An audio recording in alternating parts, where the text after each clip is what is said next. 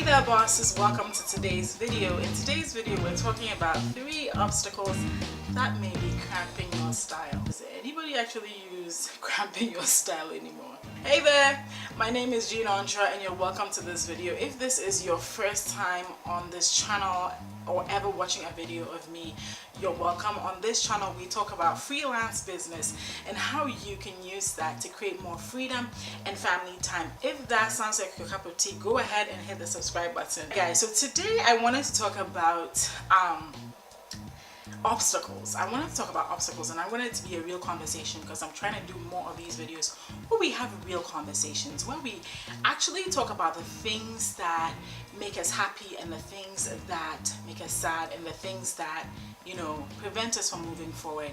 And in today's video I want to share 3 things that have personally been obstacles in my way, and which I know are very, very common obstacles for a lot of people, and especially a lot of people that are creatives and want to create work that impacts the world. So I know the number one obstacle that I have faced is, you know, thinking that, well, somebody has already done it. Why do I need to add my voice to the noise? And the truth is that yes, there are plenty somebodies who are doing exactly what I'm doing, who are teaching what I'm teaching, who may be even teaching it much better than I am. But here's the truth. There is enough for everybody, and you'll find that theme all throughout this video. There is enough for everybody, and all of us can occupy a specific ecosystem or a specific niche where people will love us and people will appreciate you for what you bring to the table, for the different voice you bring to the table. And you know, I say there are lots of people out there who are doing the same thing, but not all of them look like me, not all of them speak like me, not all of them wear red lipstick or can rock red lipstick like I do. And so there is something different about me that allows me to be different in this big sea where everybody is doing something similar. And then also, even though there'll be a lot of people who are doing the same thing, you can always bring a different perspective to it. So on this channel we talk about freelance business. Lots of people who have gone ahead of me and talked about freelance business, but I come here and I talk about it as a way for you to create more freedom and family time. I put emphasis on that because I realize that because so many of us do not have financial freedom, we don't have the time to spend with our families. We can't spend quality time with our families, or the things that we want to be able to do for our families, to contribute to our families, we are unable to do it. I also speak from a place of family because I realize that a lot of books out there that are written by some of the biggest people in the industry are not written by people who have children or who have certain responsibilities. A lot of them may be single men who maybe have a girlfriend, and so when you throw in that added complexity of having a child or 2, or maybe you have 8, because I do have a friend who has 8 children, starting a business is not just reading the 4-hour work week in that situation. And so that's the voice that I bring into this world. So I want you to think about, what is the voice that you bring into this world? Yes, a lot of people are doing what you want to do, but what is the voice? What is the perspective? What is the difference in what you are saying? The next obstacle that I know I have faced is, but who's gonna buy from me? Who's gonna listen to me? I'm just get you nonchalant. Like, what is so special about me that people will sign up for my email list, or people want to spend money with me? Like, why?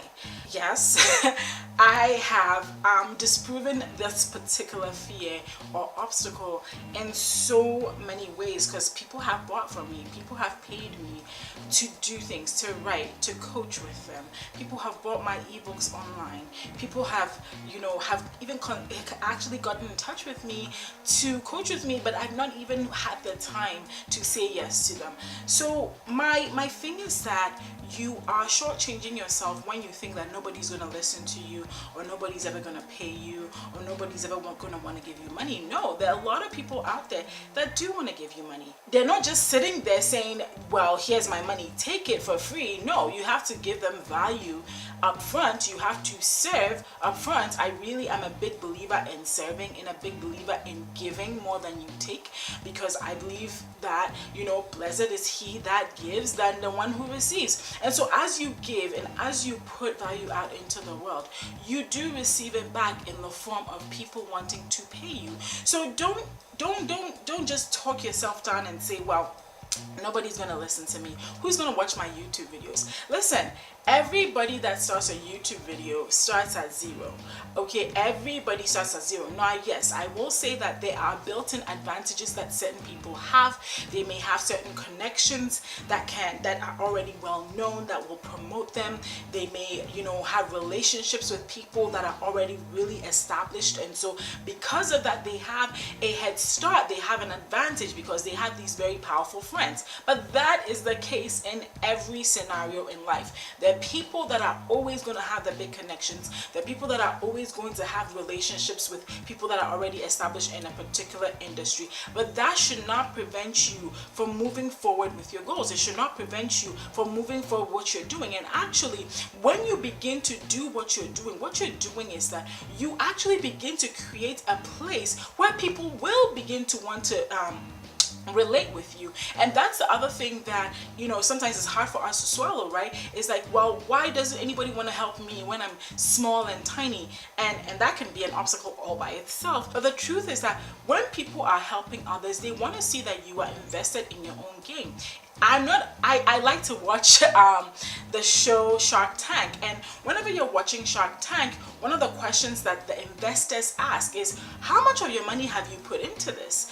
And usually, you know, it goes either way. Usually people say, I put this much of my money into it, and it tells the investors, and I do believe that the reason that investors ask those questions is they want to see how much skin do you have in the game. If you are not showing consistency, if you are not building your platform on your own, if you're not putting out great work out there, I mean, how do you want people that are already established in the industry to just swoop in and be a savior? No.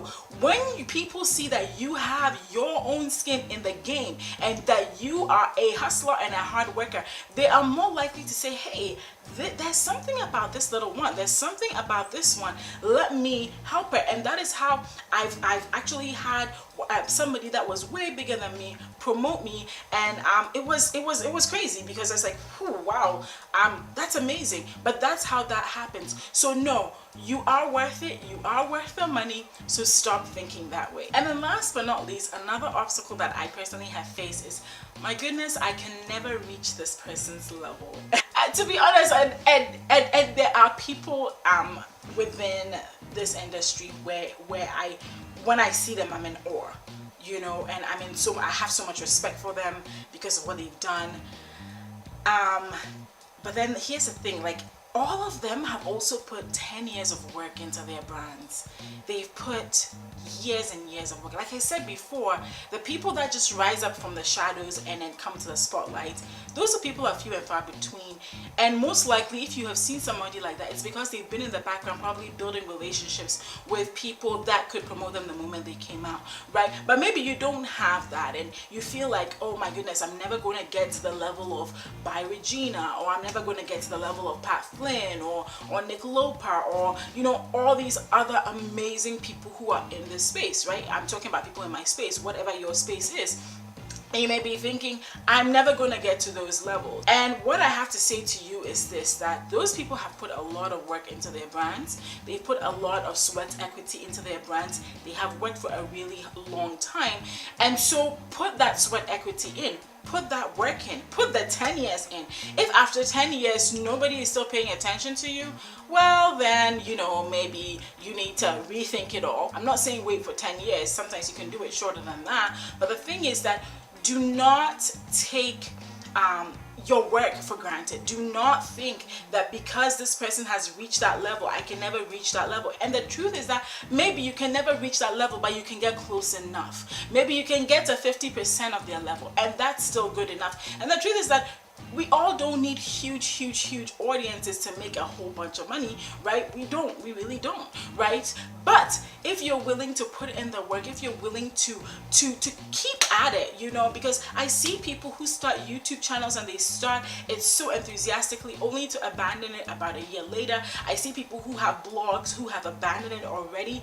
I've been blogging for the last 4 years, okay, actually maybe 5 if you add the year before that, where I was just kind of playing around and learning all that I could about blogging. I actually started a blog and started promoting it and learned everything about blogging. So I have about 5 years of work up until this point. So no, I didn't come out of the shadows, and most of these people did not come out of the shadows either. They put in the work, and then they made a difference.